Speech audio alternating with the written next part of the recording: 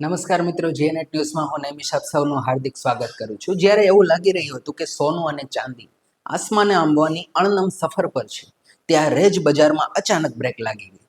ભાવમાં એકાએક ઘટાડો થયો, જેને તાજેતરમાં અકલ્પનીય લાભોને ઘટાડી દીધા છે. સોનામાં છેલ્લા એક દાયકાનો સૌથી મોટો એક દિવસીય ઘટાડો જોવા મળ્યો છે, જે તેના તાજેતરના શિખરથી 6% વધુ તૂટી ગયું છે. ચાંદીમાં પણ આવી જ રીતે 7%થી વધુનો મોટો ઘટાડો જોવા મળ્યો છે. આથી દરેક રોકાણકારના મનમાં મોટો સવાલ એ છે કે શું આ એ જ ઘટાડો છે જેની આપણે રાહ જોઈ રહ્યા હતા? એક સુવર્ણ ખરીદીની તક છે આ, કે પછી તે એક મોટો ખતરાનો સંકેત છે?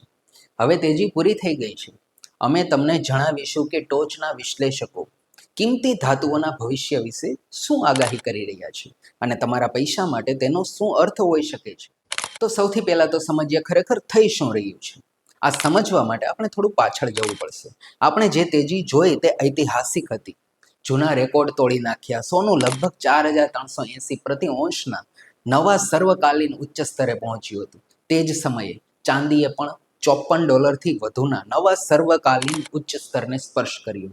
મહિનાઓ સુધી એવું લાગતું હતું કે વૈશ્વિક અનિશ્ચિતતાઓ, ફુગાવાનો ભય અને કેન્દ્રીય બેન્કો દ્વારા મોટી ખરીદીને કારણે ભાવો ફક્ત ઉપર જ જશે. પછી શું થયું? લગભગ રાતોરાત બધું જ બદલાઈ જાય છે. અમે એક તીવ્ર અચાનક ઘટાડો જોયો, જે ધીમા ઘટાડા જેવો નહીં, પરંતુ બજારમાંથી બહાર નીકળવાની દોટ જેવો હતો. આનાથી ઘણા રોકાણકારો વિચારમાં પડી ગયા કે શું કિંમતી ધાતુઓ માટે સમય પૂરો થઈ ગયો છે? વાસ્તવિક મુદ્દો માત્ર ભાવ ઘટાડો હતો જ નહીં, તે બનાવેલી અનિશ્ચિતતા છે. જ્યારે કોઈ સંપત્તિ, જેને તમારું સુરક્ષિત આશ્રય સ્થાન માનવામાં આવે છે, તે અચાનક આટલી અસ્થિર બની જાય, ત્યારે થોડી ચિંતા થવી એ સ્વાભાવિક બને છે.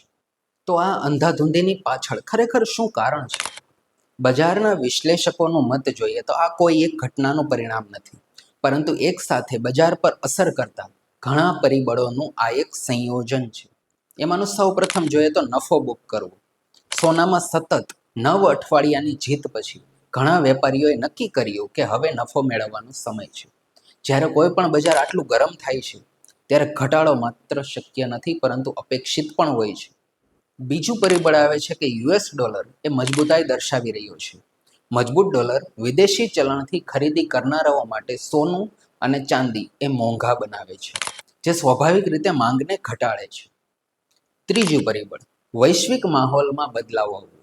વેપાર તણાવમાં ઘટાડો અને તાજેતરમાં US સરકારી શટડાઉનના ઉકેલની આશાએ સુરક્ષિત સંપત્તિની તાત્કાલિક જરૂરિયાતને ઘટાડી દીધી. રોકાણકારો હવે સ્ટોક્સ જેવી જોખમી સંપત્તિમાં ફરીથી રોકાણ કરવાનું શરૂ કરી રહ્યા છે.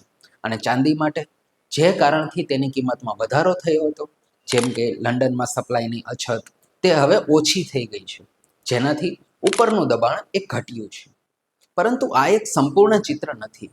જ્યારે ટૂંકા ગાળાનો દૃષ્ટિકોણ એ અસ્થિર બને છે, ત્યારે ઘણા ટોચના વિશ્લેષકોએ ગભરાય અને ગભરાટ ન કરવાની સલાહ આપી રહ્યા હોય છે. ચાલો જોઈએ કે નિષ્ણાંતો સોના માટે શું શું આગાહીઓ કરી રહ્યા છે. હવે આ તાજેતરના ઘટાડા છતાં સામાન્ય સહમતિ એ છે કે સોનાનો લાંબા ગાળાનો ઉપરનો ટ્રેન્ડ હજુ પણ જીવંત રહેવાનો છે. જેપી મોર્ગને આ ઘટાડાને આટલી મજબૂત તેજી પછી સ્વસ્થ સુધારો ગણાવ્યો છે, અને તેઓ અપેક્ષા રાખે છે કે જ્યારે પણ ભાવ ઘટશે, ત્યારે ખરીદદારો બજારમાં પ્રવેશ અચૂક કરશે. વાસ્તવમાં વિશ્વના કેટલાક મોટા નાણાકીય ખેલાડીઓ હજુ પણ અત્યંત આશાવાદી છે. બેંક ઓફ અમેરિકા અને સોસાયટી જનરલે 2026માં સોના માટે 5,000 પ્રતિ ઓન્સ જેટલા ઊંચા લક્ષ્યાંકો આપ્યા છે. ગોલ્ડમેન સેક્સ પણ 2026ના અંત સુધીમાં $4,900નું ઊંચું લક્ષ્ય રાખી રહ્યું છે. અને કેન્દ્રીય બેન્કો અને મોટા રોકાણકારો તરફથી સ્થિર માળખાકીય ખરીદી ચાલુ રહેવાની અપેક્ષા છે.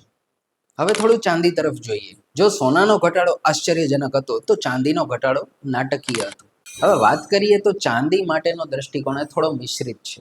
કેટલાક વિશ્લેષકો ભાવોને વિશાળ શ્રેણીમાં વધઘટ કરતા જુએ છે. જોકે તેના લાંબા ગાળાના મૂળભૂત તત્વો, ખાસ કરીને સૌર પેનલ્સ અને ઇલેક્ટ્રોનિક્સ જેવા ઔદ્યોગિક ઉપયોગોમાં તેની નિર્ણાયક ભૂમિકા એ અત્યંત મજબૂત છે. આ કારણે કેટલાક નિષ્ણાંતો આ તીવ્ર ઘટાડાને એક મોટી ખરીદીની તક ગણાવી રહ્યા છે. ખાસ કરીને ચાંદી હજુ પણ સોનાની સરખામણીમાં પ્રમાણમાં સસ્તી છે. બેંક ઓફ અમેરિકાએ 2026 માટે $65 પ્રતિ ઔંસનો આશાવાદી લક્ષ્યાંક આપ્યો છે.